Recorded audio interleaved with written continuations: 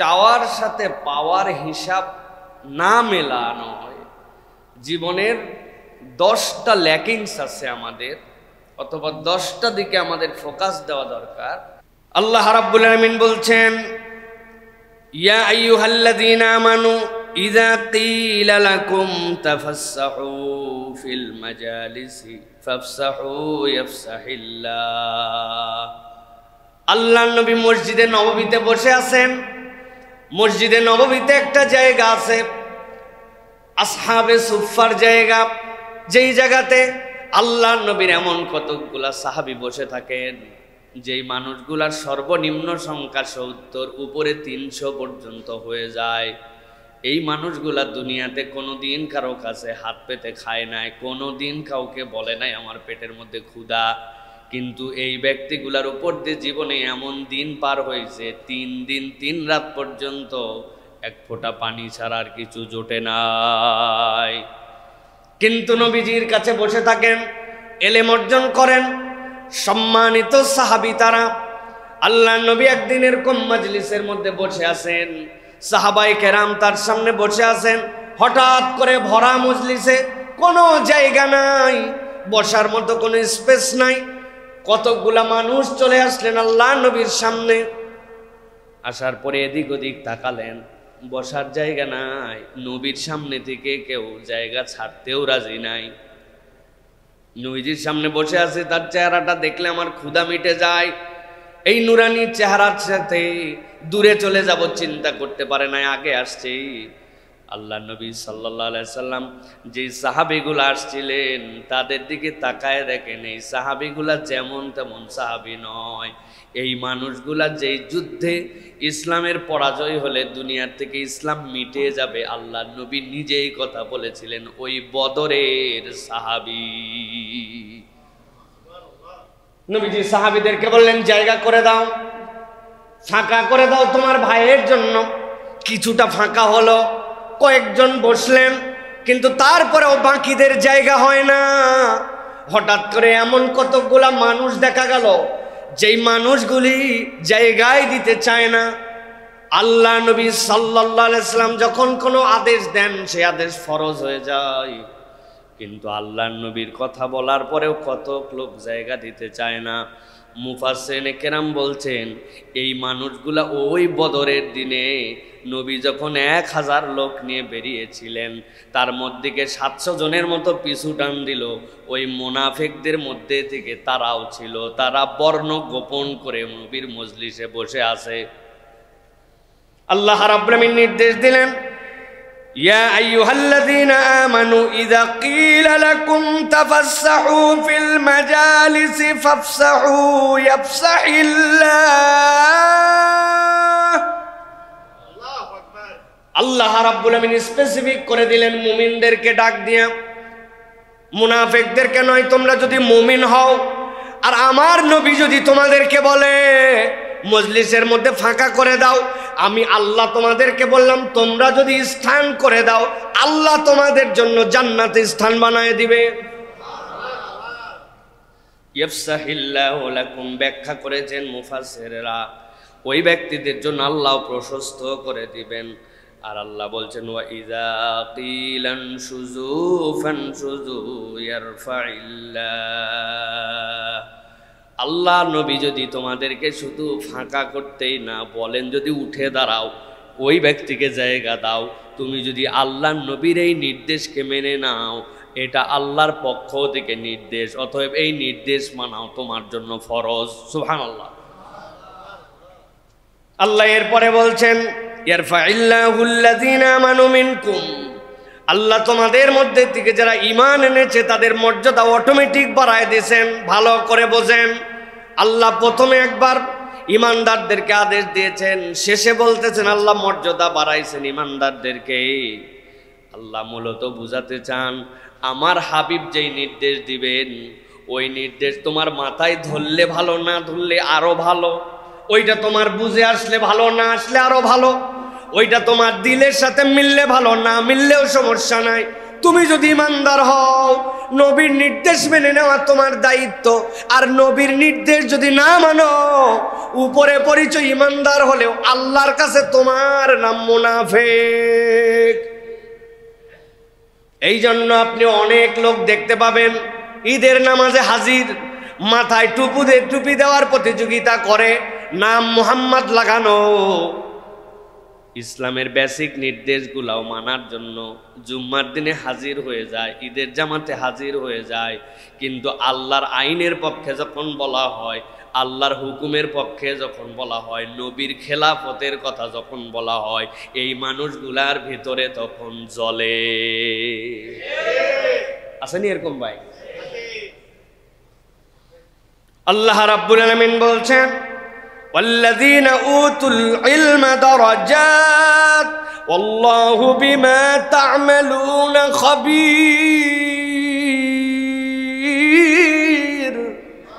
ও দুনিয়ার মানুষ, আর যাদেরকে জ্ঞান দেওয়া হয়েছে তোমাদের মধ্য থেকে জ্ঞানবান, আল্লাহ তাদের মর্যাদা উপরে উঠায় নিছেন। আর আল্লাহ বলছেন, তোমার কথা তোমার পাশের ভাই না জানতে পারে, তোমার সব হালতের খবর যিনি জানেন তিনি কে? আল্লাহ। এই জন্য বলছেন আল্লাহ সব জানেন। অতএব রব্বুল আলামিন সব জানেন মানে কি? আল্লাহর নির্দেশনা যখন আমরা মানব, আমরা যখন জ্ঞান অর্জন করব, তখন আল্লাহ রাব্বুল আলামিন এই বান্দাদের মর্যাদা অটোমেটিক উপরে উঠাবেন। তার মানে জানার একটা দাম আছে যে আমার যে পরিণতি, এই পরিণতির থেকে আমি কেমনে বেরিয়ে আসব, আমার চেষ্টার সাথে আমার প্রাপ্য মিলছে না কেন, এটার হিসাবটা কোন মানদণ্ডে আমি কষ্টি পাথরে ওজন করে নিব। অবশ্যই আপনাকে কোরআন হাদিসের কষ্টি পাথরে এটার ওজন করতে হবে। এক নম্বর বিষয় যেটাতে আমাদেরকে ফোকাস রাখতে হবে, চাওয়া এবং পাওয়ার হিসাব মেলানোর জন্য। কয়টা বিষয় বলবো বলেছি? কয়টা? মুখস্থ করেন। এক নম্বর, আল্লাহ রাব্বুল আলামিনের উপরে পূর্ণ তাওয়াক্কুল, আংশিক না। আল্লাহর প্রতি পূর্ণ তাওয়াক্কুল যদি না থাকে, চাওয়া পাওয়ার হিসাব মিলবে না। এক নম্বর এইটা।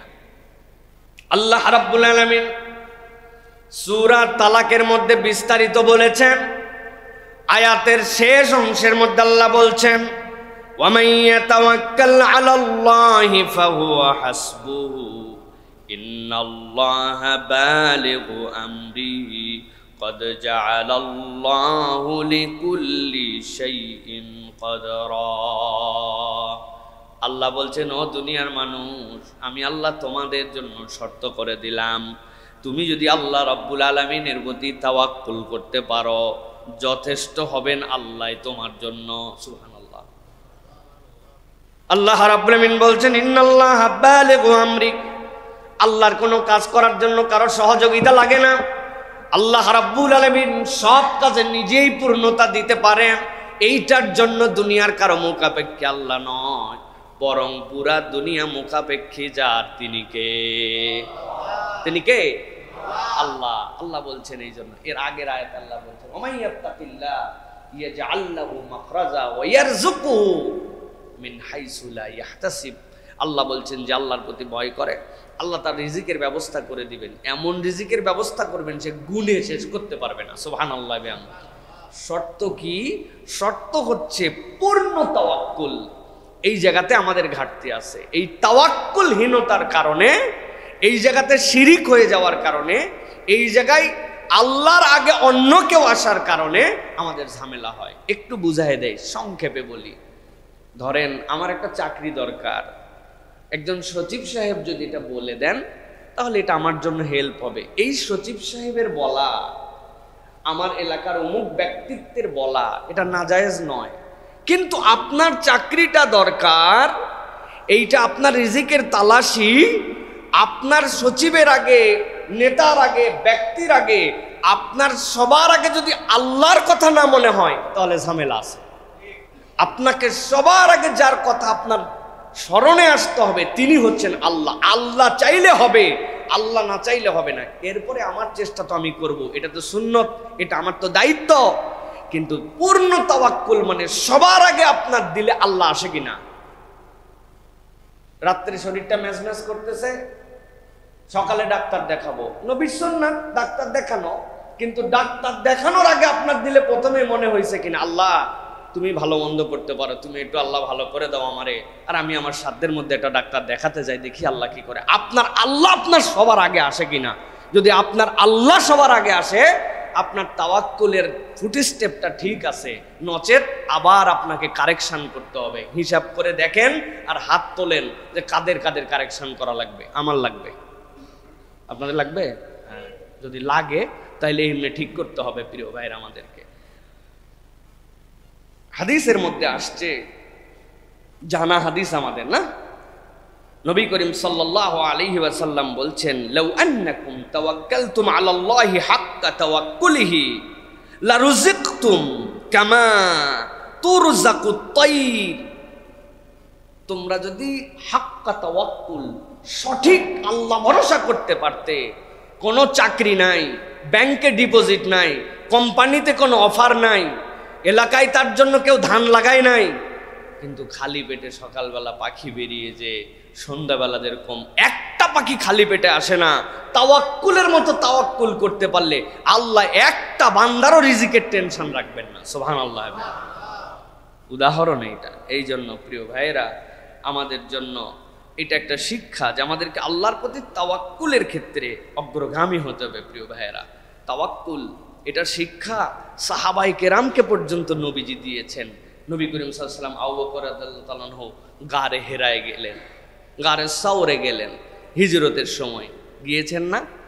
আবু বকর রাদিয়াল্লাহু তাআলা আনহু মাথা নিচু করে তাকায় আছেন, এমন লেভেল গারে সাওরে আমিও উঠছি, অনেক উঁচু, 3টা গুহা এরকম করে পাশাপাশি গারে সাওরের মধ্যে, মুখ দেখা যায় না, কিন্তু যখন এক সমাজে বেশি বেশি চলাফেরা করে তখন পা দেখেও মানুষকে মানুষ আইডেন্টিফাই করতে পারে যে এই পাটা কার।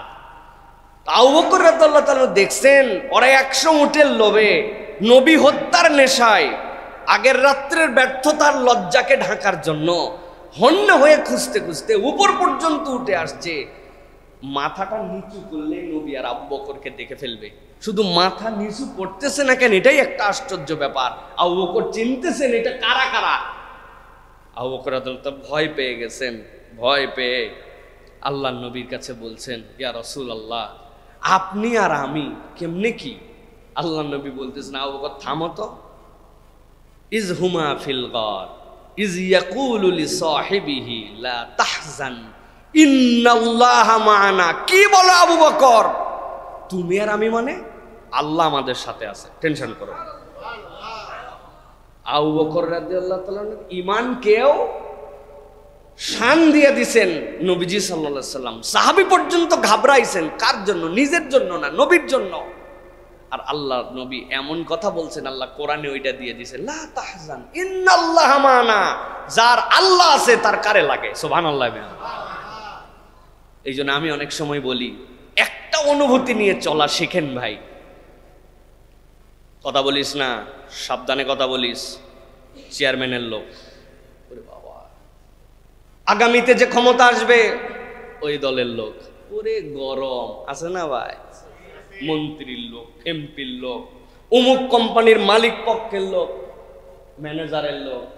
আমি বলি এই সব অনুভূতির বাহিরে আপনি যদি একটা অনুভূতি হৃদয়ে রাখতে পারেন, কথা কইস না, আল্লাহর লোক।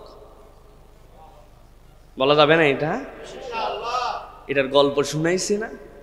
দিল্লির রাস্তায় এক কাপল চলতেছিল, নতুন কাপল, স্ত্রী নতুন জামা, স্বামী নতুন জামা, রওনা হয়েছে। একটু বৃষ্টি হওয়ার কারণে স্যান্ডেল নিয়ে যাওয়ার সময় এক মুরব্বী পাশ দিয়ে যাচ্ছে, জুতার পেছন থেকে একটু কাদা উঠে লেগে গেছে ওই মহিলার গায়ে। স্বামীর তো মেজাজ খারাপ, হুঁশ নাই, আক্কেল নাই, ব্যাককল, বেয়াদব, অসভ্য, অশিক্ষিত, হাঁটতে পারো না, কেমনে চলতে হয় জানো না, আমার বইয়ের গায়ের মধ্যে তোমার পায়ের কাদা লাগছে। এক কথা দুই কথা এক থাপ্পড় লাগাই দিছে মুরব্বী। কাদা রাস্তায় খড়ম নিয়ে চললে, স্যান্ডেল নিয়ে চললে ইনটেনশন লাগে না, আনইনটেনশনালি অনেকের নিচ থেকে মাথা পর্যন্ত কাদা লেগে যায় না। এই মুরব্বীর দোষ নাই, কিন্তু তারে মেরে দিছে। ওই মুরব্বী কিচ্ছু বলে নাই, শুধু একবার তাকায়া মনটা একটু খারাপ হয়েছে, থাপ্পড় খালি এতগুলো লোকের সামনে।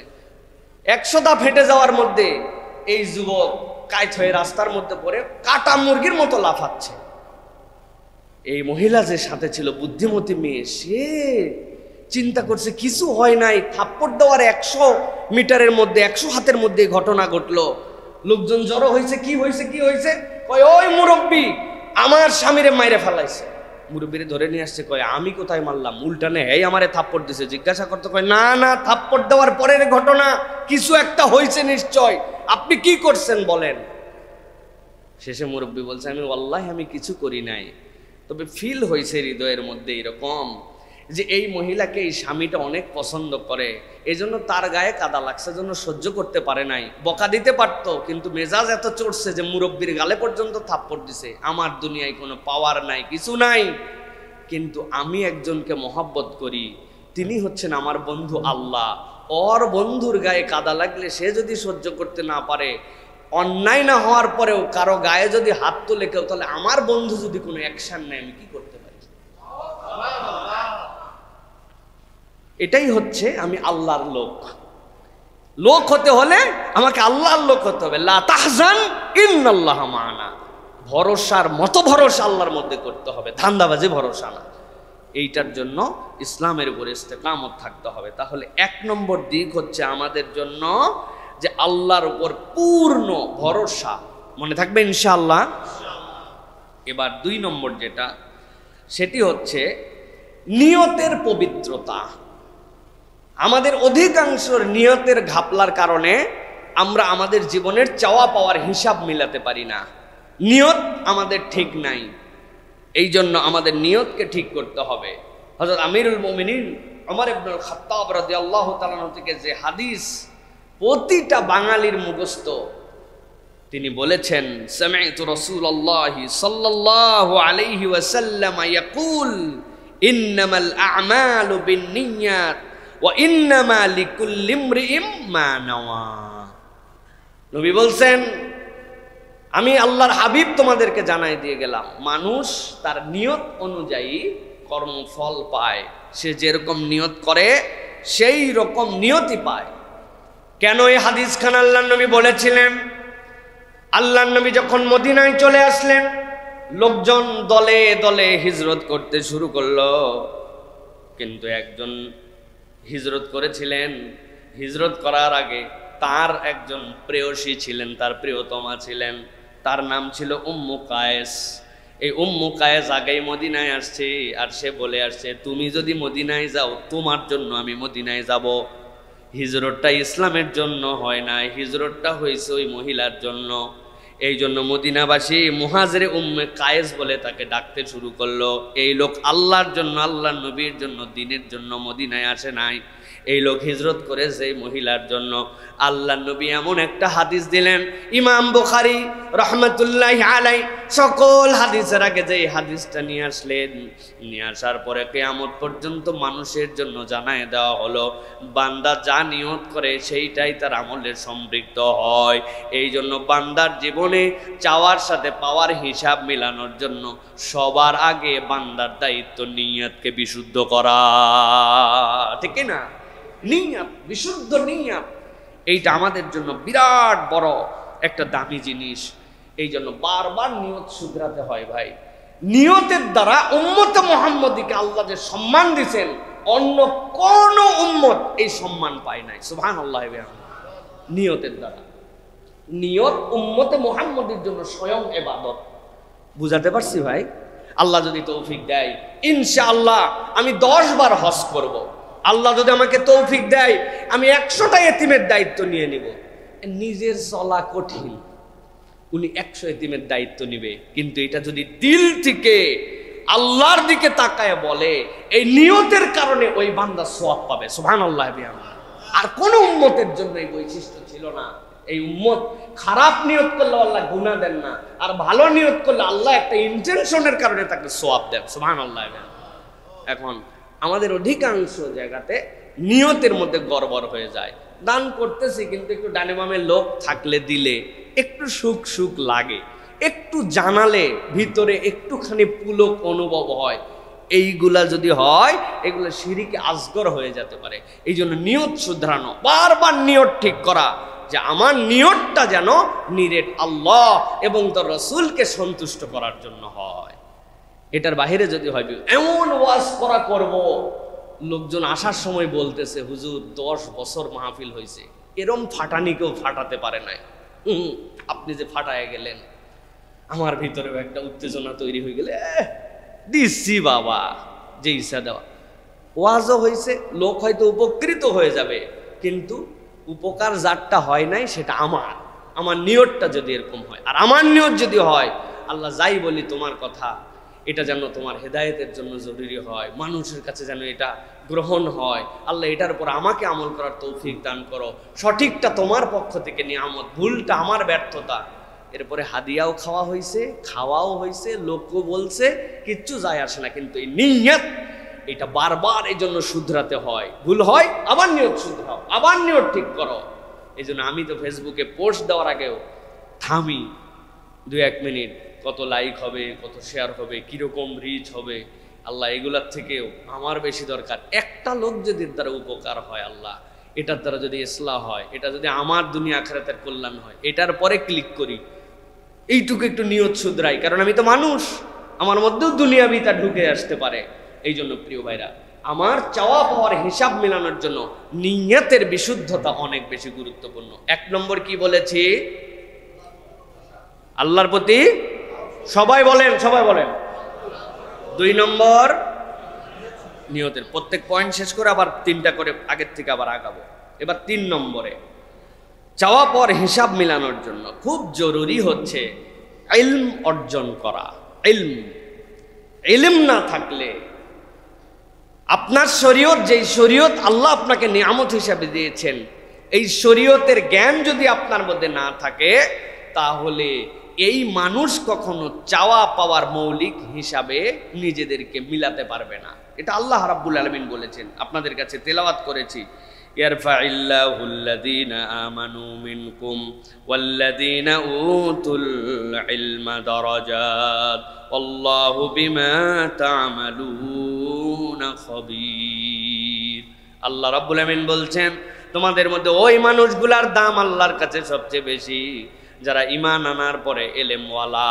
সুতরাং এই এলেম মানে যেমন তেমন এলেম নয়, এই এলেম হচ্ছে ওই এলেম যেটা দ্বারা আপনি আল্লাহকে চিনেন, আল্লাহর রসুলকে চিনেন, আল্লাহর আদেশ জানেন, আল্লাহর নিষেধ জানেন, কেবল জানেনই নাই, ওই এলেম অনুযায়ী আপনি আপনার জীবনে সেটার বাস্তবায়ন করেন। আল্লাহ বলছেন এই মানুষগুলার মর্যাদা দুনিয়ার মানুষ বাড়ায় না, আল্লাহ তাদের মর্যাদা উচ্চ করে দিয়েছেন। সুবহানাল্লাহ। অতএব ইলম জানতে হবে প্রিয় ভাইরা। হালাল হারাম জানে না, হ্যাঁ, পাক নাপাক জানে না, দুনিয়ার শ্রেষ্ঠ পুরস্কার নিয়ে বসে আছে, বাপের জানাজা পড়তে জানে না। আছে না ভাই এরকম? আহা, কি আক্ষেপ, কি দুর্ভাগ্য আমাদের জীবনে। জানাজার সময় জোরে পড়তে হয় না, তো চুপ করে থাকতে হয়। অতএব যেমনি ইচ্ছে তেমনি পার হয়ে গেল, কেউ বুঝলো না। কিন্তু লজ্জা, শেম, যে বেতের পরে দোয়াই কুনুত জানে না, নামাজ পড়ে সানা জানে না, হ্যাঁ, পাক না পাকের ন্যূনতম মাসলাটুকু জানে না, অথচ বাপ তাকে নিয়ে অনেক গর্ব করে, ও লেভেল এ লেভেল ফাটায় ফেলছে, বিদেশ থেকে স্কলারশিপ নিয়ে আসছে, কত ধরনের যোগ্যতা, ক্যালকুলাস জানে, ইংরেজি জানে, আইএলস অনেক টপ স্কোর করছে, কত যোগ্যতা তার, কিন্তু শরীয়তের বেসিক জানে না। এই জন্য আপনি আপনার চাওয়া আর পাওয়ার হিসাব কখনো বরাবর করতে পারবেন না, কেননা আল্লাহ বলেছেন যে জ্ঞানওয়ালা তার মর্যাদা আল্লাহ বাড়ান। তো আল্লাহর জ্ঞান নাই, তো আপনার মর্যাদা দুনিয়ার কাছে বাড়লেও তো আল্লাহ রাব্বুল আলামিনের কাছে বাড়ে নাই, তো আপনার চাওয়া পাওয়ার হিসাব মিলবে কেমনে? এই জন্য প্রিয় ভাইয়েরা, এই ইলম অর্জন এটা আমাদের জন্য অত্যন্ত গুরুত্বপূর্ণ। প্রিয় ভাইয়েরা, জ্ঞান সাহাবায়ে কেরামের মধ্যে আল্লাহ নবী দোয়া করেছিলেন ইবনে আব্বাস রাদিয়াল্লাহু তাআলার জন্য, আল্লাহুম্মা ফাক্কিহু ফিদ্দীন ওয়া আল্লিমহু তা'ওয়িল। এইটার প্রভাব কি ছিল জানেন? হযরত ইবনে আব্বাস মদিনায় শীতের রাত, ওই শীতের রাতের মধ্যে উনি মদিনায় এক সাহাবীর দরজার সামনে বসে আছেন। মানুষ জিজ্ঞাসা করলো, এত গভীর রাত তাও আপনি দরজার সামনে বসে আছেন? উনি বললেন, আল্লাহর নবীর কোনো হাদিস সংগ্রহ করার ওইটা আমার কাছে সবচেয়ে প্রিয়। এই জন্য তাকে বলা হতো হিব্রুল উম্মাহ, উম্মতের জ্ঞান সমুদ্র। এটা জ্ঞানের প্রতি তার যে আকর্ষণ, এইটাই তার মর্যাদা কিয়ামত পর্যন্ত উম্মতে মুহাম্মাদের কাছে উচ্চ করে দিছে। সুবহানাল্লাহ। এই জন্য প্রিয় ভাইরা, জ্ঞান লাগবে। প্রকৃত জ্ঞান অর্জন শুধু মেধা নয়, অধ্যাবসায় এবং বিনয়তার সাথে লাগে। এটা বিখ্যাত গল্প আমরা পড়েছিলাম এর আগে। একজন বিশাল জ্ঞানী বিচারক ছিলেন। উনি যখন অসুস্থ হয়েছেন, তো উনার সমুদয় সম্পদের যেইগুলা ওয়ারিস নামায় যাবে, কিন্তু উনি একটা ওসিয়ত করছেন। ওসিয়ত করে বলছেন, বাবা আমার 17টা উট আছে, এই 17টা উটের 3 ছেলেকে আমি ভাগ করে দিলাম। একজন 2 ভাগের 1 ভাগ পাবে, একজন 3 ভাগের 1 ভাগ পাবে, একজন 9 ভাগের 1 ভাগ পাবে। 17 উট। উট কয়টা? 17টা। বড় ছেলেকে বলছেন, তুমি বাবা 2-এর 1 ভাগ নিয়ে নিও, মানে অর্ধেকটা তুমি নিয়ে নিও। আরেকজনকে বলছে 3-এর 1 ভাগ নিও, আরেকজনকে বলছে ছোটটারে 9-এর 1 ভাগ। এটা আমার ওসিয়ত, মিরাস নামার বন্টন আলাদা আছে। ভালো কথা।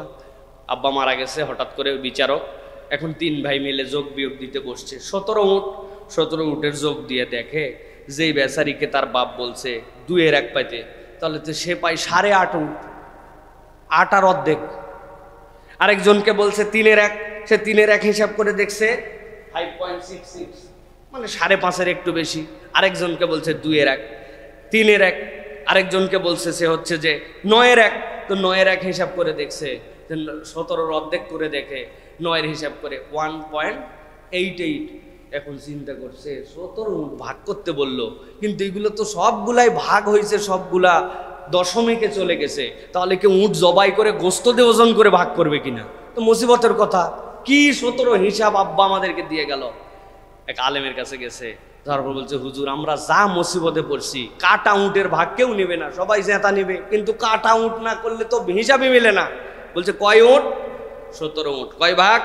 বলছে একটা হচ্ছে 2-এর 1, একটা হচ্ছে 3-এর 1, একটা 9-এর 1। হিসাব কি এই? বলছে ঠিক আছে, আমি আমার পক্ষ থেকে একটা উট তোমাদেরকে দিয়ে দিলাম, এখন তোমরা হিসাব করো।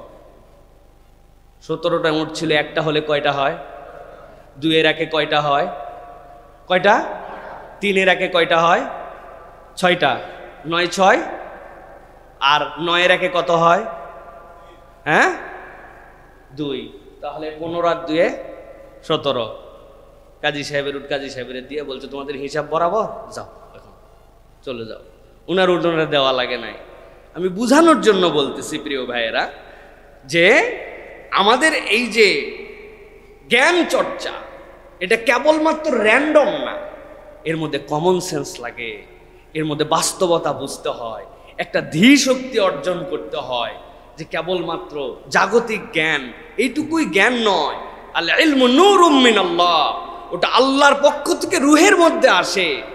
ওই জ্ঞানটুকু তালাশ করা, অর্জন করা, যেই জ্ঞানের কারণে আল্লাহর কাছে বলতে পারবো, কুল হাল ইয়াস্তাউইল্লাযীনা ইয়ালামুন ওয়াল্লাযীনা লা ইয়ালামুন। জানে আর জানে না এই 2 দল কি এক? ওই জানা মানে আল্লাহকে চেনার জ্ঞান, রসুলকে চেনার জ্ঞান, আল্লাহ রসুলের হুকুম জানার পরে ওইটা মেনে নেওয়ার মতো মেন্টালিটির জ্ঞান, ওইটা আল্লাহর পক্ষ থেকে আসে। ওই জ্ঞান যদি না থাকে, চাওয়া পাওয়ার হিসাব মিলবে। মনে রাখবেন প্রিয় ভাইরা। এটা গেল 3 নম্বর। 4 নম্বরে সালাত। চাওয়া পাওয়ার হিসাব মেলে না, সালাতের সাথে আমাদের সম্পর্ক এবং সালাতের যে আমাদের পদ্ধতি, সেই জায়গায় আমাদের ত্রুটি আছে। ইন্নাস সালাতা তানহা আনিল ফাহশাই ওয়াল মুনকার, সূরা আনকাবুতের 45 নম্বর আয়াত, সবাই জানি আমরা। সুতরাং আমার সালাত আমাকে অন্যায় থেকে ফিরায় না, কাজ করে না, বদমাইশি ছাড়ে না, আবার সালাত আদায় করে। ব্যাপারটা কি? তার মানে বুঝতে হবে সালাতে আরো তার মনোনিবেশ করতে হবে। ওই সালাতের কোথাও না কোথাও তার ঘাপলা আছে, ওই ঘাপলাটা সারতে হবে। কিন্তু সালাতটাই বলে বাদ দিয়ে দেওয়া যাবে না। সালাত বাদ দেওয়া যাবে? আপনারা যদি আমার রেগুলার মুসল্লি হন, তাহলে বলে থাকেন, আপনাদের কাছে গল্প বলেছি যে 1 আর 0, সালাত হচ্ছে মানব জীবনের 1। মনে আছে আপনাদের? সবার মনে নাই। এক লোক বলছে যে একজন বদমাইশি করে, মিথ্যা কথা বলে, দুষ্টামি করে, আবার নামাজ পড়ে। আরেকজন বদমাইশি করে না, মিথ্যা কথা বলে না, মানুষের সহযোগিতা করে, দান খয়রাত করে, কিন্তু নামাজ পড়ে না। নামাজ পড়ে আর এগুলো শয়তানি করে। আর নামাজ পড়ে না কিন্তু এগুলো ভালো কাজ করে। কোন বেটা ভালো? আন্দাজি বললে হবে না। যে বেটা নামাজ পড়ে না কিন্তু মানুষের অন্তত ক্ষতি করে না, এই লোকটা ভালো ওই লোকের হিসাবে। কিন্তু এক বুজুর্গ এটার হিসাব মিলাই দিয়েছে যে বাবা একটা বোর্ড, এই বোর্ডের মধ্যে তুমি অনেকগুলা শূন্য লিখছো, 1 শূন্য মান কত? শূন্য। আরেক শূন্য মান কত? শূন্য। আরেক শূন্য মান কত? শূন্য। এবার বলছে দেখলাম মুছো, এবার 1 লেখো। 1 লিখছো, এবার বাম পাশে একটা শূন্য দাও, কত? 1। বামে 2টা শূন্য দিলে, বামে 3টা দিলে, এবার ডান পাশে একটা শূন্য দাও, কত? 2টা, 3টা, 5টা, 1 লাখ। তো মানব জীবনে আপনি যে সেন্সেই যান, যার জীবনে এক মানে ইমানের পরে সালাত নাই, তার বাকি কোনো আমল নামায় আমলে কাউন্ট হয় না। এই জন্য ইমানের পরে সবচেয়ে বড় আমল হচ্ছে সালাত। আল্লাহ নবী বলছেন কাফের মুশরিক আর ইমানের পার্থক্যই হচ্ছে সালাত। সুবহানাল্লাহ। তার মানে সালাত বাদ দেওয়া যাবে না, কিন্তু হিসাব মিলতেছে না মানে কারেকশন করতে হবে, ঠিক করতে হবে। আমি কমন কারেকশন 3টা আপনাদেরকে দিছি। আমি এক ধারসে ওয়াজ করে যাব আর আপনারা এক ধারসে শুনে যাবেন আর মনে রাখবেন না, এটা মুসিবতের কথা। 1 নম্বর কি বলছি, সালাতের রুকু সিজদার তাসবিহাত বাড়াতে হবে। বলছি না ভাই, 7 তাসবির নিচে আমার কোনো রুকু সিজদা হবে না। 2 নম্বর বলছি, সব সময় সালাতে দাঁড়ানোর পরে চোখকে স্থির রাখতে হবে, একদম সিজদার জায়গায় সুই যেরকম একদম ফোকাস, লেজার লাইটের মতো আপনার ফোকাস রাখতে হবে, এদিক ওদিক তাকানো যাবে না। আর 3 নম্বর কি বলেছি আপনাদের জন্য? 3 নম্বর বলেছি আস্তে আস্তে সালাতের ভিতরে দোয়া তাসবিহগুলার অর্থগুলা মুখস্থ করার জন্য এবং বোঝার জন্য চেষ্টা করতে হবে। এই 3 প্র্যাকটিস, প্রাথমিক প্র্যাকটিস, এইটা শুরু হলে আপনার নামাজ আল্লাহর কাছে 70% সুন্দর হয়ে যাবে ইনশাআল্লাহ।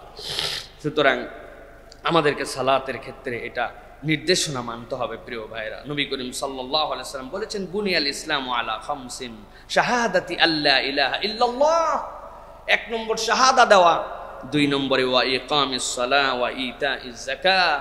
তোমাদের 2 নম্বরটাই হচ্ছে সালাত আদায় করা। অতএব সালাতের সাথে সম্পর্ক নাই, দুনিয়ার সব হিসাব বরাবর করে ফেলবেন, এত সস্তা বিষয় নয় প্রিয় ভাইরা।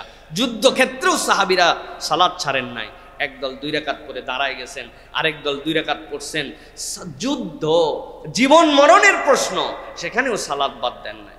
আমাদের বাচ্চারা সবসময় সালাত আদায় করে, মুসলিম পরিবারে সালাত আদায় করে, কিন্তু পিকনিক যখন হয়, বিয়ে বাড়ির যাত্রা যখন হয়, তখন সব নামাজ কালাম বাদ। যে বেটা জীবনে গান শোনে নাই, ওরও বাসের ভিতর থেকে ঝিষ্টি ঝিষ্টি ঝিষ্টি ঝিষ্টি, আরে গরম। আমি একজন দাঁড়িয়ালা একজন নামছে, বললাম ভাই কি ব্যাপার? হুজুর বছরে একদিন তো বাচ্চা কাচ্চা মানুষ করে, আস্তে আস্তে ঠিক হয়ে যাবে।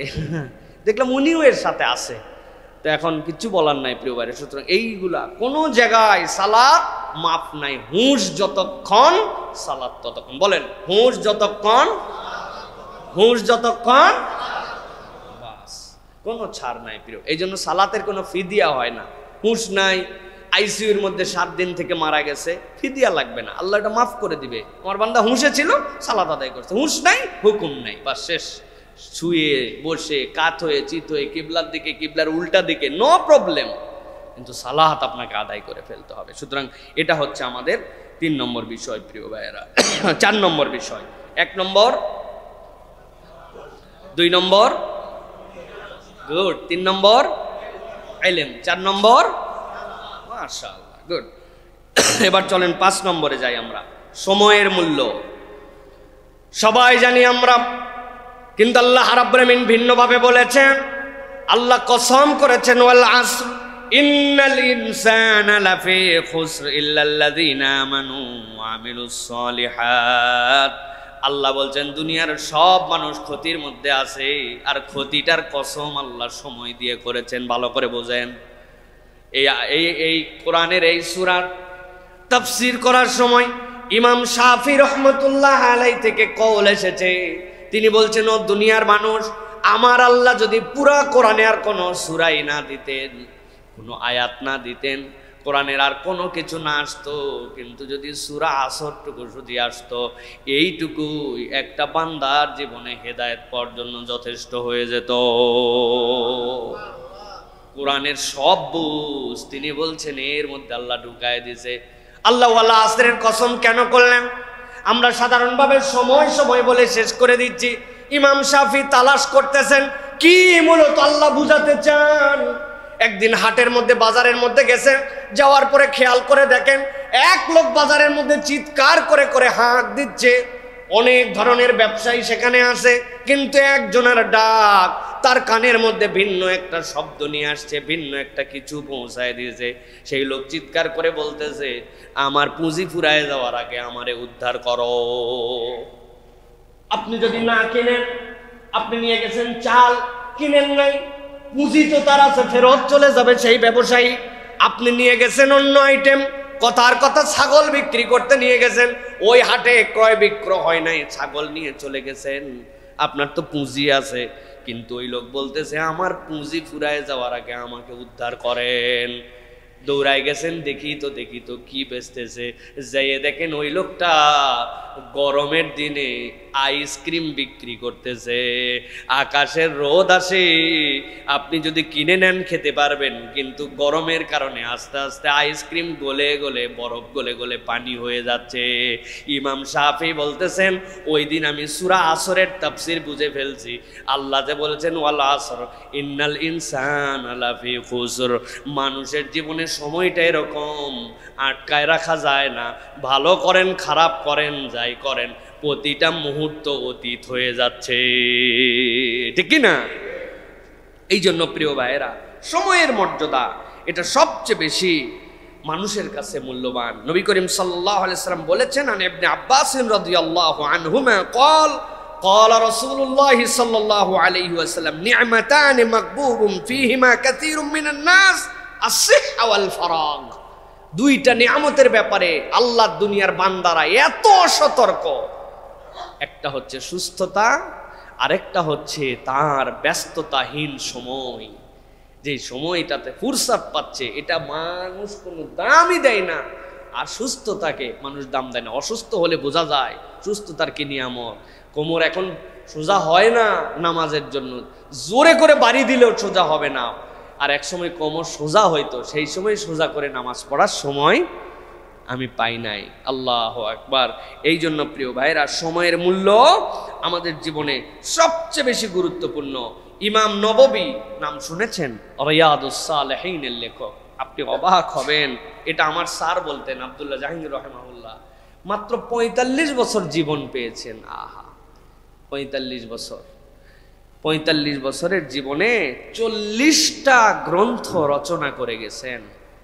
স্যার বলতেন ৫০ বছর পার হলো সাইফুল্লাহ, কি করলাম জীবনে? ইমাম নববী ৪৫ বছর, আমার ৫ বছর আগে দুনিয়াতে চলেই গেছেন, এমন ৪০টা গ্রন্থ রচনা করে গেছেন, কিয়ামত পর্যন্ত এটার চাহিদা ফুরাবে না। সুবহানাল্লাহ, টাইম কিভাবে তারা কাজে লাগাইছেন।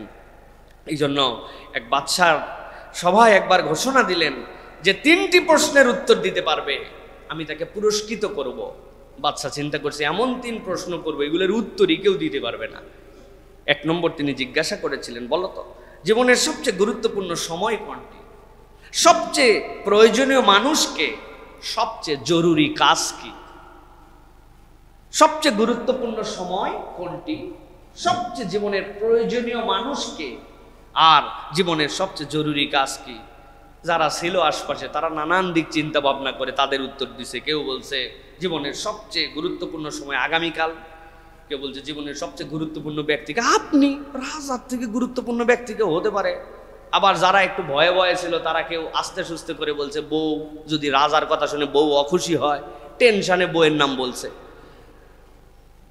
কেউ কেউ বলছে সবচেয়ে জরুরি কাজ কি? ইবাদত।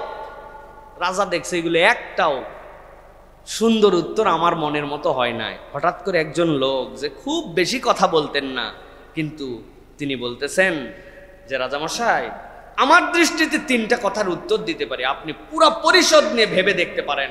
তিনি বলছেন জীবনের সবচেয়ে গুরুত্বপূর্ণ সময় হচ্ছে ভবিষ্যৎ অনিশ্চিত, সেই হিসাবে এখন যে সময়টা যাচ্ছে ওটাই সবচেয়ে গুরুত্বপূর্ণ। আগামীকালকে আমি বাঁচবো কি মরবো, কালকে আমার কি হবে আমি জানি না, তো ভবিষ্যৎ আমার কাছে মূল্য কেমন হয়, এই মুহূর্তটুকুই যেটা তো অবস্থান করছে এটাই সবচেয়ে গুরুত্বপূর্ণ সময়। রাজা চিন্তা করছেন, কথা তো ঠিক, সবচেয়ে প্রয়োজনীয় মানুষকে তিনি বলছেন আপনার পাশে এবং সামনে এখন যে, সেই হচ্ছে আপনার সবচেয়ে গুরুত্বপূর্ণ মানুষ। আপনি আপনার বউকে বলছেন সবচেয়ে গুরুত্বপূর্ণ, আপনি বউ পর্যন্ত নাও যেতে পারেন, কিন্তু আপনার স্ত্রী আপনার পাশে আছে, একজন যেই আপনার পাশে আছে সেই আপনার কাছে এই মুহূর্তে সবচেয়ে গুরুত্বপূর্ণ মানুষ আপনার জন্য। 3 নম্বরে বলেছেন যে বলো তো যে সবচেয়ে বেশি জরুরি কাজ কোনটা? তিনি বলছেন সবচেয়ে বেশি জরুরি কাজ হচ্ছে মানব সেবা। কারণ ইবাদতের যত ধরন আছে, মানব সেবার থেকে গুরুত্বপূর্ণ ইবাদত আর কিছু হতে পারে না। সুবহানাল্লাহ। তিনি বললেন তুমি আমার চিন্তার দুয়ার উন্মুক্ত করে দিয়েছো। পাশের লোক, এটাই হচ্ছে আমার জন্য এখন কাজের লোক। হ্যাঁ, আমি একটা আদেশ করব তাকেই করতে হবে, নিষেধ করব তাকেই করব, নসিহত করব তাকে, যে আমার পাশে সারাউন্ডিং, এটা আমার সবচেয়ে ইম্পর্টেন্ট। এই জন্য নিজের কমিউনিটিকে গুরুত্ব দেওয়া, নিজের পরিবারকে গুরুত্ব দেওয়া। অনেক হেদায়েতের, সারা দেশ ফাটায় ফেলতেছে, পরিবারে হেদায়েত নাই। হ্যাঁ, ভবিষ্যতে এই করব, অনেক প্ল্যান, অতীতে আমার আব্বা এই করছিল, গল্পের শেষ নাই, কিন্তু নিজের উপস্থিত সময়কে মূল্যায়ন করি না। এটা আমাদের চরিত্র, ঠিক না ভাই? আর অনেক নামাজ কালাম পড়ি, এটা পড়তে হবে, কিন্তু মানব সেবা, মানুষের কল্যাণে নিজেকে একটু নিমজ্জিত রাখা। কেননা মানব কল্যাণ না করে গেলে আপনি মরে যাবেন, আপনার সব মরে যাবে, আপনি আর বেঁচে থাকবেন না দুনিয়ায়। একমাত্র মানব সেবার দ্বারা, আল্লাহর সৃষ্টির সেবার দ্বারা, এটা এমন ইবাদত আল্লাহ ওই ব্যক্তিকে বাঁচায় রাখেন। সুবহানাল্লাহ। খারাপ কাজে ব্যবহার হয় ডিনামাইট যুদ্ধক্ষেত্রে, কিন্তু এই ডিনামাইট আবিষ্কার করার কারণে কিন্তু নোবেল, যদিও সুদের টাকায় এই পুরস্কার দেয়, কিন্তু এই লোক বেঁচে আছে কেন? যেই কয়লা শ্রমিকরা 1000 দিন কাজ করে যেই পরিমাণ কয়লা ভেঙে এনার্জি ক্রিয়েট করার জন্য দিতে পারত, এক ডিনামাইট বিস্ফোরণে সেই 1000 শ্রমিকের 1000 দিনের কাজ এক মুহূর্তে হয়। এটা তার আবিষ্কার, এটা মানব কল্যাণ ছিল তার জন্য। ব্যবহার কি করতেছেন সেটা আপনার ভিন্ন বিষয়, তার নামটা কিন্তু রয়ে গেছে, নামটা রয়ে গেছে। এই জন্য এটা আমাদেরকে মনে রাখতে, সময়ের মূল্যায়ন আমাদেরকে দিতে হবে। 6 নম্বরে সততা এবং আমানত, এইটা আমাদেরকে খুব বেশি ফোকাসড হতে হবে। সততা এবং আমানত। ইন্নাল্লাহা ইয়া'মুরুকুম আন তুআদ্দুল আমানাতি ইলা আহলিহা। আল্লাহ রাব্বুল আলামিন প্রত্যেককে দায়িত্ব দিয়েছেন আমানতদার হওয়ার জন্য। প্রিয় ভাইয়েরা, এটা হিউজ কনসেপ্ট, আমানতের কনসেপ্টটা হিউজ কনসেপ্ট। আমরা আমানতের কনসেপ্টের 50% বুঝি, 50% বুঝি না। আব্বা আম্মা আপনারা মাদ্রাসায় পাঠাইছে কি জন্য? বিগত সালের প্রশ্নগুলা কোনগুলা আসছে ওইগুলা চয়েস করে, মাল্টিপুল প্রশ্নগুলা কারেকশন করে, জোর জোর সাল বেজোর বেজোর সাল মিলাইয়ে মোটামুটি শর্টকাট একটা সাজেশন তৈরি করে পরীক্ষায় যেন আপনি পাস করতে পারেন। এই জন্য আব্বা আম্মা আপনারা মাদ্রাসায় পাঠাইছে, স্কুলে দিছে, ঠিক না ভাই? এটা কথা বলতেছে না, ঠিক তো না? এটাই তো, এই জন্য পাঠাইছে না জ্ঞান অর্জন করার জন্য পাঠাইছিল? উনি জ্ঞান অর্জন বাদ দিছে। যে পরিমাণ ক্লাসে উপস্থিত থাকলে আপনার জন্য ওই পরীক্ষা দেওয়ার অ্যালাউ হয়ে যায়, এই পরিমাণ ক্লাসে যাওয়ার জন্য আপনারা পাঠাইছে, তাই তো না ভাই? আহা, আমানত বুঝি নাই।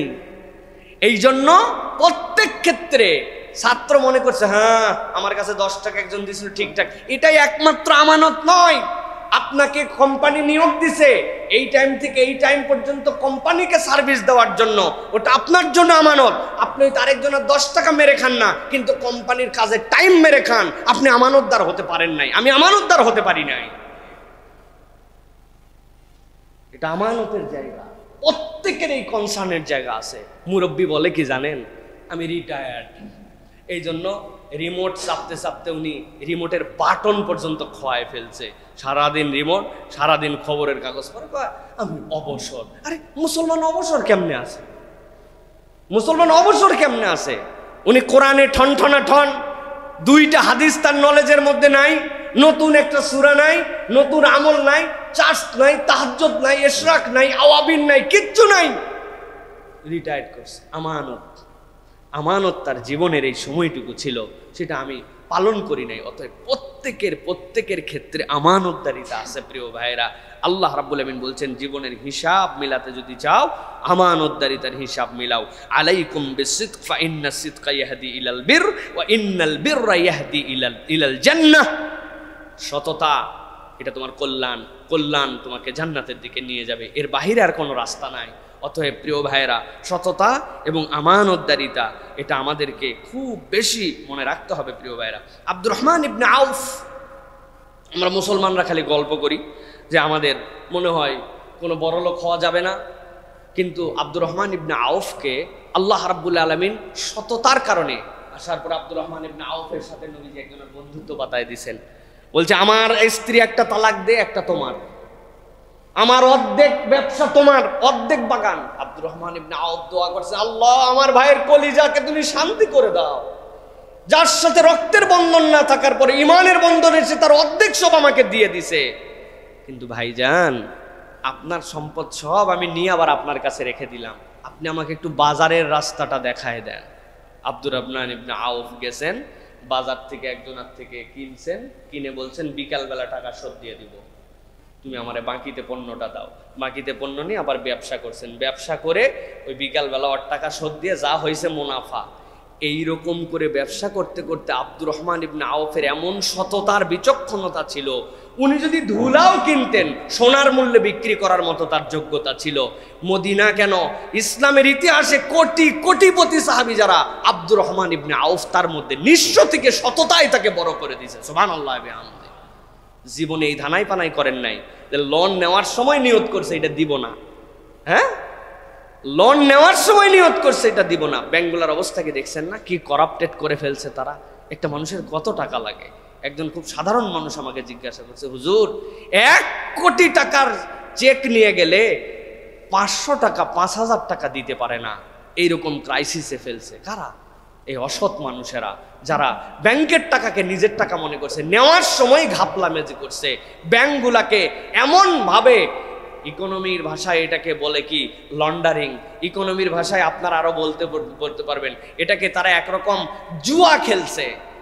এই ব্যাংকের 200 কোটি টাকা তার ঋণ আছে, আরেক ব্যাংকের থেকে 500 কোটি নিয়ে 100 কোটি টাকা শোধ দিছে। দিয়ারা চিন্তা করছে যেই লোক এত আগের ঋণ এত আগে দিতে পারে, ওরাই গেম, মানি গেম করে আবার ওখান থেকে 1000 কোটি টাকা উঠাইছে। উঠাই ওই ব্যাংকে আবার 500 কোটি যেটা নিয়েছিল ওখানে 200 কোটি দিয়েছে। এই চ্যানেলের মধ্যে ঘুরাইয়া, ওর মধ্যেই মানি ঘুরাইয়া হাজার হাজার কোটি টাকা নাই করে দিছে। আর সবচেয়ে বেশি হাত দিছে ইসলামী ব্যাংকগুলাতে, কারণ এইগুলাতে সবচেয়ে বেশি সৎ সরল সহজ গরিব নিম্ন আয়ের মানুষের আমানত আছে, এদের হিম্মত কম, কে কি বলবে, এই জন্য ওইগুলা ব্যাংকে হাত দেয় না। স্ট্যান্ডার্ড চার্টার খায় নাই, দেখবেন যাই, ইসিবিএল খায় নাই, অমুক তমুক, ট্রাস্ট ব্যাংক কত বড় হিম্মত ছিল তুমি খাও, খায় নাই, খাইছে এইগুলা ব্যাংক, এই জানোয়ারগুলা, ঠিক কিনা? তাদের পক্ষে এখনো কিছু মানুষ কথা বলে, আর আমরা কথা বললে আমাদেরকে তখন উল্টা বলে যে হুজুর আপনাকে চিনে ফেলাইছে, আপনি কি চিনছেন আমারে? কিচ্ছু চিনতে পারেন নাই। 15 বছর একইভাবে কথা বলতেছি, কোন দলের দালালি আমরা করি নাই, ইসলামের দালালি করি, ঠিক কিনা? কি চিনছেন? কিচ্ছু চিনেন নাই এখনো। প্রিয় ভাইয়েরা, এই জন্য বলবো সততা এবং আমানত এটা আপনাকে রক্ষা করতে হবে প্রিয় ভাইয়েরা। এই জন্য আপনি যদি সৎ না হন তাহলে আপনি ধরা খেয়ে যাবেন। ওই যে এক লোক একজনের কাছে দুধ দিত, প্রত্যেক দিন 1 কেজি করে দুধ দেয়। তো ওই 1 কেজি করে দুধ দেওয়ার পর ওই দুধওয়ালাকে একদিন ধরছে যেই লোক, মিষ্টির দোকানদার, ও বলছে যে তোমার দুধে কম দাও তুমি আমারে। সত্যি সত্যি ওজন করে দেখা গেছে কম দেয়, রাজার কাছে নিয়ে গেছে, বেটা 1 বছর দুধ, 1 বছরে কত কম দিছিস তাহলে, হ্যাঁ, এর বিচার হবে। নিয়ে গেছে, যার পরে রাজা জিজ্ঞাসা করছে প্রশাসক, তো বাবা তুমি দুধটা মাপ দাও কি দিয়ে? আমি মাপ দেবো কি দিয়ে, আমি গরিব মানুষ, আমার মাপ আর কিছু নাই। ওই লোক, যেই লোক আমার দুধ নেয়, বাবা চিনির দোকানদার, আমি একদিন বলছিলাম 1 কেজি চিনি দেন তো, 1 কেজি চিনি দিয়েছি। আমি চিন্তা করছি আমার বাটকারা নাই, এই চিনিটা ভাঙ্গার দরকার নাই, ওই চিনি এক পাশে রেখে আমি মাপ দেই। বুঝেন নাই না? হ্যাঁ, কম দিছে কে? আল্লাহ রাব্বুল আলামিন দুনিয়া আখিরাতে লাঞ্ছিত করবে আপনার অসততায়। অসততা এই পরিবেশকে শেষ করে দিবে। ইমাম নামাজ পড়ায়, ওয়াইলুল লিল মুতাফফিফিন, আপনি চোখের পানি ফেলে বলেন ইমামের তেলাওয়াত, আমাদের হাফেজ সাহেবের তেলাওয়াত শুনে কলিজাটা ফাইটে যায় একবারে। ওয়াইলুল লিল মুতাফফিফিন শুনে দোকানে যায় দেশি মসুর আর বিদেশি মসুর মিশ করে বিক্রি করে, ওজনে কম দেয়। আপনি বোতল নিয়ে যাবেন তেলের দোকানে, পাম্পে, পেট্রোল পাম্পে, সরকারের নিষেধ আছে বোতলে দাও। এই সরকারের কি নিষেধ আছে রে? আমি কি এটা দিয়ে আগুন লাগাবো নাকি? কোনো আমার প্রয়োজন থাকতে পারে না? আমার গাড়ির ইঞ্জিন ওভারহলিং করবে, ওই জায়গায় আমার অকটেন লাগবে, তুই বোতলে অকটেন দিবি না তো আমি ইঞ্জিন কিভাবে কাজ করবো? আমি কি গাড়ি নিয়ে আসবো নাকি গ্যারেজ থেকে? হুজুর একটু ঝামেলা আছে তো, বোতলে দিলে 1 লিটারের মাপ তো একটু কম হতে পারে, কিছু মনে করেন না। চিটিং বুঝছেন আপনি? পেট্রোল পাম্পের দোকানদারেরা বোতলে তেল দেয় না এই জন্য, কারণ ওদের মিটারে ঘাট, অথচ লিখে দিছে নামাজের সময় এখন কারবার বন্ধ, নামাজে চলে গেছে। এইরকম বদমাইশ অসৎ এই মানুষগুলা যদি জীবনের হিসাব মিলাতে চায় কোনো দিকে মিলবে না। অতএব এখান থেকে আমাদেরকে বাস্তবে ফিরবে। 7 নম্বরে ধৈর্য ধরতে হবে। ধৈর্য নাই যার, তার অগ্রগামিতা হয় না। আল্লাহ রাব্বুল আলামিন বলেছেন, ইয়া আইয়ুহাল্লাযীনা আমানুস্তাঈনু বিস-সাবরি ওয়াস-সালাহ ইন্নাল্লাহা মা'আস-সাবিরিন। আল্লাহ ধৈর্যশীলদের সাথে আছেন। অতএব আপনাকে ধৈর্যের সাথে সামনে এগোতে হবে। ধৈর্যের 2টা লেয়ার মনে আছে কিনা আপনাদের? আস-সাবরুল উলিয়া, সবরে সুগরা, 2টা জিনিস আছে। সবরে সুগরা সবাই করি, অসুস্থ হয়ে গেছি, হ্যাঁ ঠিক আছে আল্লাহ ভরসা, একটু আয় রোজগার খারাপ যাচ্ছে আল্লাহ দিবে, এই সবর সবাই করে। এটা সবরের ছোট সবর। বড় সবর কোনটা? আল্লাহর হুদুদের বাহিরে আমি যাই না, দুনিয়া আখেরাত সমান হয়ে গেছে, মুখ দিয়ে মিথ্যা বেরোয় না, ওটা সবর। দুনিয়া আখেরাত এক হয়ে গেছে, হারামের সাথে আমি সম্পর্কিত হই না, ওটা সবর। দুনিয়া আখেরাত এক হয়ে গেছে, আল্লাহর একটা আদেশ আমি লঙ্ঘন করি না, ওটা সবরে ওলিয়া। আমরা ছোট সবর সবাই করি, বড় সবরের সময় আমাদের আর কোন রকম ঈমান ঠিক থাকে না। এই জন্য আমাদেরকে এই সবর করতে হবে। প্রিয় ভাইরা, খাব্বাব ইবনে আরাত, আহা খাব্বাব রাদিয়াল্লাহু তাআলা আনহু, কি কষ্ট তার জীবনে দিয়েছে তারা না। আমি কতটুকু সবর করছি, যেই মানুষের রক্ত, যেই মানুষের গোশত, যেই মানুষের রক্তের ভিতরের ওই লোহিত রক্তকণিকাগুলা ভেঙে পানির অংশ দিয়ে তার আগুনগুলা নিভে গেছে, কয়লার উপরে শোয়ায় দেওয়ার কারণে ওই মানুষটার জীবনটা শেষ হয়ে গেছে, বুকের উপরে পাথর চাপায় রাখছে। আপনার আমার কিসের সবর আর কিসের ধৈর্য ইসলামের জন্য? হ্যাঁ, আপনার আমার কোনো ধৈর্য সবর এগুলো একটুকু আল্লাহর কাছে 5 মার্কে উত্তীর্ণ হবে না, কিন্তু ইনাদের কষ্ট ছিল। সুতরাং এই সবর সফলতায় নিয়ে যাবে। ইসলামের উপরে অটল অবিচল থাকা, সবর করা, কিন্তু কিছু হলে ঘাবড়ায় যাওয়া, একবারে শেষ হয়ে গেলাম রে, আর হবে না রে, মানে একটা পাগল হয়ে গেলাম, এটা ইমানদারের চরিত্র হবে না। তার মধ্যে একটা সবকিছুর মধ্যে একটা স্মার্টনেস থাকবে, একটা তার মধ্যে চলার মধ্যে, তার উত্তেজনার মধ্যেও তার একটা ধরন থাকবে, যেটাতে বোঝা যাবে যে বান্দা অস্থির, অশান্ত, কষ্ট, মুসিবত, কিন্তু সবর করে আছে। ইন্নাল্লাহা মা'আস-সাবিরিন। আল্লাহ বলছেন এইটাই আল্লাহ দেখতে চান, এইটাতে পাশ করলে আল্লাহ তোমার সাথেই আছেন। সুবহানাল্লাহি ওয়া বিহামদিহি। এই জন্য এটা আমাদেরকে চেষ্টা করতে হবে প্রিয় ভাইয়েরা। 8 নম্বরে উত্তম চরিত্র, এর তো কোনো বিকল্প নাই। চাওয়া পাওয়ার হিসাব মিলাতে হলে চরিত্রকে সুন্দর করতে হবে। ওয়া ইন্নাকা লাআলা খুলুকিন আযীম। নবী করিম সাল্লাল্লাহু আলাইহি ওয়াসাল্লামের চেয়ে উত্তম চরিত্র আর কারো ছিল না। আমি প্রত্যেকবার এই কথা বলতে চাই, 1000 বার কথা বললে 1000 বার এই কথা বলতে চাই। পুরা কোরআনে কোথাও নবী করিম সাল্লাল্লাহু আলাইহি ওয়াসাল্লাম সুন্দর নামাজি ছিলেন প্রশংসা করা হয় নাই। অথচ আমার নবীর থেকে সুন্দর নামাজ কিয়ামত পর্যন্ত কেউ পড়তেই পারবেন না।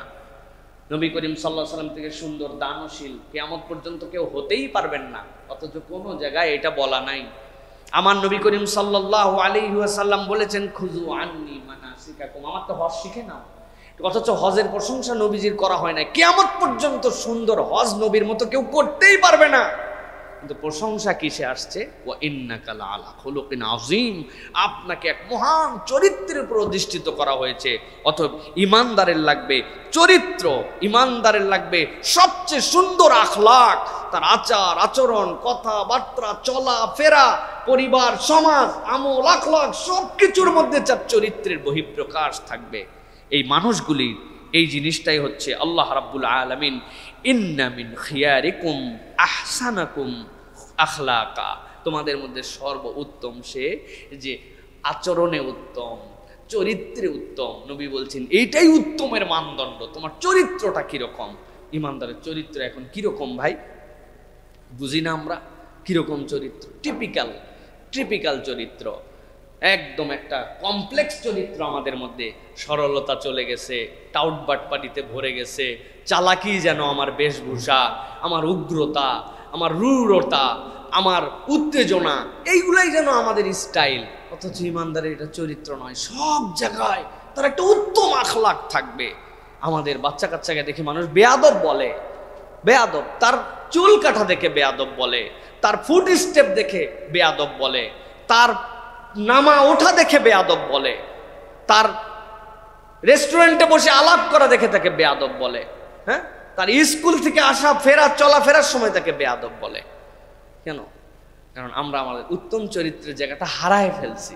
উগ্রতা, রূঢ়তা, কেমন জানি একটা আচরণ, এটা ইমানদারের চরিত্র হতে পারে না প্রিয় ভাইরা। অতএব এখান থেকে আমাদেরকে বেরোতে হবে প্রিয় ভাইরা। উত্তম চরিত্রের নজির নবীজি সাল্লাল্লাহু আলাইহি সাল্লাম দেখাই গেছেন। আনাস রাদিয়াল্লাহু তাআলা তার ছোট্ট খাদেম, তিনি বলছেন, নবী আমার কোনো কাজে কোনোদিন উফ আনাস এইটুকু নবীজি বলেন নাই। সুবহানাল্লাহ, কোনো দিন বলেন নাই উফ আনাস কি করলে তুমি, এইটুকু রাসূলুল্লাহ সাল্লাল্লাহু আলাইহি সাল্লাম বলেন নাই। তাহলে আনাস রাদিয়াল্লাহু তাআলা কেমন মানুষ ছিলেন, নবী করিম সাল্লাল্লাহু আলাইহি সাল্লাম কেমন মানুষ ছিলেন। অথচ আমাদের আচরণগুলা উফ না, মানুষ বিরক্তিতে বদদোয়া করে মানুষের পিছনে, মানুষের আচরণের কারণে মানুষকে বদদোয়া করে। এটা আল্লাহ রাব্বুল আলামিন যেন আমাদেরকে হেফাজত করে প্রিয় ভাইরা। উত্তম। এরপরে 9 নম্বর যেটা বলবো সেটা হচ্ছে দোয়া এবং ইস্তেগফার। এই দোয়া এবং ইস্তেগফার যদি না থাকে তাহলে আমাদের জীবনে আমরা সফল হতে পারবো না। সূরা নূহের মধ্যে আল্লাহ রাব্বুল আলামিন বলেছেন, ফাকুল তুস্তাগফিরু রাব্বাকুম ইন্নাহু কানা গাফফারা ইউরসিলিস সামা আলাইকুম মিদরারা। আল্লাহ রাব্বুল আলামিন বান্দাদের জন্য বলেছে ইস্তেগফার করো। এই ইস্তেগফার তোমাদের জন্য আসমান জমিনের দুয়ারগুলোকে খুলে দিবে, তোমাদেরকে আল্লাহ রাব্বুল আলামিনের সকল সাহায্য পৌঁছায় দিবে। হযরত হাসান বসরির কাছে এসে একজন বলছে, হাসান বসরি আমার তো আবাদে বরকত হয় না, ইস্তেগফার করো। আরেকজন আসছে বলছে আমার তো সন্তান হয় না, ইস্তেগফার করো। আরেকজন এসে বলছে যে আমার অসুস্থতা সারতে, ইস্তেগফার করো। পাশের একজন বলল কি একই ওষুধ দিচ্ছেন, বুঝলাম না তো। জমি জমার ফসল না হয় ইস্তেগফার, বাচ্চা হয় না ইস্তেগফার, শরীর খারাপ ইস্তেগফার, কি বলে আমি কি করব? আল্লাহ রাব্বুল আলামিন তো কোরআনুল কারীমের মধ্যে বলেছেন, ওয়া ইউমদিদকুম বিআমওয়ালিন ওয়া বানিনা ওয়া ইয়াজআল লাকুম জান্নাতি ওয়া ইয়াজআল লাকুম আনহারা। তোমার ইস্তেগফার তোমার জন্য জান্নাত, তোমার জন্য নহর, তোমার জন্য সম্পদ, তোমার জন্য সন্তান, সবগুলা আল্লাহর নিয়ামত দান করে দিবে। সুবহানাল্লাহ। ইস্তেগফার মানে কি? আল্লাহর কাছে ফেরত চলে আসা, অতীতের জন্য ক্ষমা আছে, আল্লাহর কাছে সরি বলা, এমন সরি বলা যেই সরি আল্লাহ কবুল করে নেন। নবী করিম সাল্লাল্লাহু আলাইহি সাল্লাম কোনো গুনাহ খাতা নাই, সেই নবী আকরাম সাল্লাল্লাহু আলাইহি সাল্লাম 70-এর উপরে ইস্তেগফার করতেন, কিন্তু আমরা আমাদের ইস্তেগফার করি না। নবী করিম সাল্লাল্লাহু আলাইহি সাল্লাম একবার খরা হলো মদিনায়, নবী করিম সাল্লাল্লাহু আলাইহি ওয়াসাল্লাম লোকজনের অভিযোগ শুনলেন, তিনি মেম্বারে উঠে আল্লাহর কাছে দোয়া করলেন। এমন দোয়া করলেন মেম্বার থেকে নামার আগেই কঠিন বৃষ্টি শুরু হয়ে গেল। নবী করিম সাল্লাল্লাহু আলাইহি ওয়াসাল্লাম তখন শুধু একটা কথা বলতেছিলেন, ইস্তেগফার করো, ইস্তেগফার করো, ইস্তেগফার করো, আল্লাহ তোমাদের রিজিক বাড়ায় দিবেন, রিজিক আল্লাহ বাড়ায় দিবেন। অতএব প্রিয় ভাইয়েরা, আস্তাগফিরুল্লাহল আযীম, আস্তাগফিরুল্লাহ। ইস্তেগফারের অনেকগুলো ধরন আছে। আমার ইচ্ছা আছে যে 10টা ইস্তেগফার কোরআনে এসেছে, এই 10টা ইস্তেগফারের উপর আলাদা একটা খুতবা দেব ইনশাআল্লাহ। রেডি হলে ইনশাআল্লাহ খুতবা দিব আপনাদের জন্য ইনশাআল্লাহ, যে ইস্তেগফারের গুরুত্ব এবং প্রকরণটা কিভাবে, আল্লাহ ঠিক কিভাবে বান্দার কাছে ইস্তেগফারটা ডিজায়ার করেন, আল্লাহ 10টা আয়াতের মধ্যে এটার বর্ণনা দিয়েছেন। সুতরাং আমাদেরকে আল্লাহর কাছে ইস্তেগফার করতে হবে প্রিয় ভাইরা। দোয়া এবং ইস্তেগফার শুধু আখিরাতের জন্য নয়, দুনিয়ার সমস্যা আমাদের দূর হয়ে যাবে ইনশাআল্লাহ। আল্লাহ যেন তৌফিক দান করেন। সর্বশেষ যেটা বলবো প্রিয় ভাইরা, আমাদের চাওয়া এবং পাওয়ার হিসাব মিলানোর জন্য আখিরাতকে লক্ষ্য রেখে আমাদের কাজ করতে হবে। আল্লাহ রাব্বুল আমিন বলেছেন, ওয়ামাল হায়াতুদ দুনিয়া ইল্লা মাতাউল গুরুর। ও বান্দারা, যেই দুনিয়ার পিছে আমরা লেগে গেছি, এই দুনিয়াটা আমাদের কাছে মরিচিকা ছাড়া আর কিছুই নয়। আসল জীবনটা পরকাল। দুনিয়া হচ্ছে মাজরাউল আখিরা, দুনিয়া লাগবে, দুনিয়াহীন। আল্লাহ রাব্বুল আমিন যদি আমাদেরকে জীবন চালাতে বলতেন, রব্বানা আতিনা ফিদ দুনিয়া, আল্লাহ আগে বলতেন না। সুতরাং হাসানাটা এখানেও লাগবে, তবে আমার টার্গেট হবে পরকাল। এমন একদিন দুনিয়ার কোনো হিসাব কেউ বরাবর করতে পারে নাই, এমন অন্যায় করেছি, এমন কাজ করে ফেলেছি যেইটার হিসাব কেউ দুনিয়ায় আমার থেকে নিতে পারে নাই, কিন্তু আল্লাহর কাছে আমার হিসাবের জন্য একদিন দাঁড়াতে হবে। এই বোধের জায়গাটা যদি বান্দার সামনে আসে, ওই বান্দার জীবনটা সুন্দর হবে। এই জন্য আল্লাহ রাব্বুল আলামিন দুনিয়ার মানুষকে বারবার সতর্ক করে দিয়ে বলেছেন, এমনভাবে দুনিয়ার পিছে লেগে যেও না যে এই দুনিয়ায় তোমার সব। কত গল্প আপনি শুনেছেন, বাড়ি রেডি হয়ে গেছে, অনেক কষ্ট করে ঘরটা গুছাইছে, কিন্তু এই ঘরে উঠার আগেই দুনিয়ার থেকে চলে যেতে হয়েছে, ঘরে যেতে পারে নাই। আছে না? সারা জীবন কষ্ট করে করে একটা সম্পদ বানাইছে, একদিনের জন্য ওই সম্পদ উপভোগ করে যেতে পারে নাই, তার আগে দুনিয়ার থেকে চলে যেতে হয়েছে। আমাদের বিদেশে থাকা সেই ভাই দেশে আসলেন, আসার পরে সকল সন্তানের জন্য, পিতা মাতার জন্য, ভাই ভাইয়ের বউদের জন্য পর্যন্ত সব জিনিসপত্র কিনে এনেছে। এয়ারপোর্টে নিজের মেয়েটা বলছে, আব্বু তুমি আমার জন্য যে গিফটটা কিনেছো এয়ারপোর্টে একটু খুলে দেখি। মা বলছে, এয়ারপোর্টে খুললে তো তোর আকর্ষণ শেষ হয়ে যাবে, বাড়িতে চল, যাওয়ার পরে সবাই মিলে খুলে খুলে দেখবো তোর বাপ তোর জন্য কি নিয়ে আসছে। বাড়ি থেকে মাত্র 1.5 থেকে 2 কিলোমিটার আগে মাইক্রোটা অ্যাক্সিডেন্ট করে চলে গেছে। ওই গাড়ির মধ্যে তার মা আছে, তার স্ত্রী আছে, তার মেয়ে আছে, তার ভাইয়ের বউ আছে, সবগুলা চলে গেছে। কিন্তু যেই লোকটাই এতজনের জন্য এতদিন পরিশ্রম করে আসলো, সেই লোকটাই কেবল বেঁচে গেছে। দুনিয়ায় আমাদের সামনে এরকম নজির আছে কিনা? আল্লাহ এই জন্য বলছেন, ওয়ামাল হায়াতুদ দুনিয়া ইল্লা মাতাউল গুরুর। বান্দা তুমি যদি তোমার ভবিষ্যৎকে সুন্দর করতে চাও, মিলাতে চাও, আখিরাতের দিকে তাকায় কাজ করো। কেউ দেখে না, কিন্তু যেই কাজটা আমি করতেছি আখিরাত আল্লাহর সামনে আমাকে দাঁড়াতে হবে। দুনিয়ার বিচারক যেই বিচার করতে পারেন, আমার আল্লাহ সেই বিচার করতে পারে। এক লোক যদি 5 জনকে মেরে ফেলে, বিচারক সঠিক বিচার করে যদি একজনকে ফাঁসি দেয়, তাহলে 4 জনের হুকুম তো দুনিয়ার বিচারক করতে পারে নাই। তাহলে ওই বিচারটা যেই ময়দানে হবে সেইটাই হচ্ছে পরকালের ময়দান। আমার জীবন যদি আমি পরকালকে সামনে রেখে চালাই, আল্লাহ রাব্বুল আমিন দুনিয়া আখিরাত আমাদের সুন্দর করে দিবে। সুবহানাল্লাহ। এই জন্য প্রিয় ভাইরা, উসমান রাদিয়াল্লাহু তাআলা আনহু আশারায়ে মুবাশশারাদের একজন, জান্নাতের ঘোষণা পাওয়ার পরেও কবরের পাশে যে কাঁদতেন, সহিহ হাদিস দ্বারা আসছে, কাঁদতেন যা এই কবরে আমার কি হবে। আমরাও তো কবরে যাই, আমরাও তো কবর জিয়ারত করি, কিন্তু সেগুলো আমাদের কাছে ফিল দেয় না। প্রিয় ভাইরা, ওয়াজ তো আমি সাইফুল্লাহও করলাম, এই ওয়াজি ওসমান খুব কাঁদতেন, আমার চোখেও তো পানি আসে না। আমরা সবাই দুনিয়া দুনিয়া নিয়ে আসি। এই জন্য পরকালের জীবনটা, আখিরাতকে লক্ষ্য রাখা, দোয়া, ইস্তেগফার, উত্তম চরিত্র, ধৈর্য, সততা এবং আমানত, সময়ের মূল্যায়ন, সালাত, সাথে বলেছি আপনাদের কাছে আমাদের জন্য ইলম অর্জন, এরপরে 2 নম্বর বলেছি নিয়তের পবিত্রতা আর আল্লাহর প্রতি পূর্ণ তাওয়াক্কুল। এই বিষয়গুলো যদি আমরা সামনে ফোকাস করে রেখে, একটু তালিকা করে রেখেও, মনে করেও যদি আমাদের জীবন চালাতে পারি, ইনশাআল্লাহ আল্লাহ রাব্বুল আমিন আমাদের দুনিয়া আখিরাত সুন্দর করে দিবেন। আল্লাহ যেন আমাদের দুনিয়া আখিরাতকে সুন্দর করেন। আল্লাহ রাব্বুল আমিন যেন আমাদের বিপদ আপদগুলো দূর করে দেন। আল্লাহ রাসূলের কথাগুলো মেনে আমাদের আগামীর জীবন যাপন করার মতো আল্লাহ যেন তৌফিক দান করেন।